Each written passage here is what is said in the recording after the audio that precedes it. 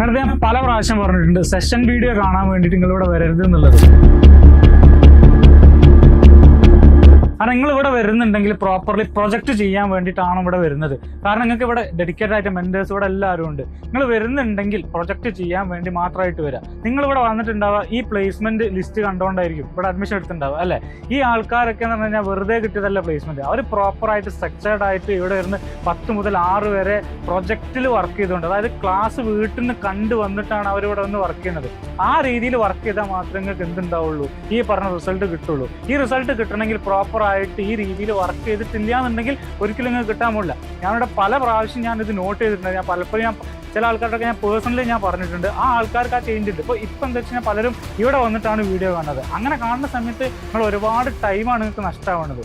എപ്പോഴും നിങ്ങൾ ശ്രദ്ധിക്കേണ്ട ഒരു കാര്യം, നമ്മൾ എപ്പോഴാണോ സ്കിൽഡ് ആവുന്നത് ആ സമയത്ത് നിങ്ങൾക്ക് എന്ത് കിട്ടുള്ളൂ.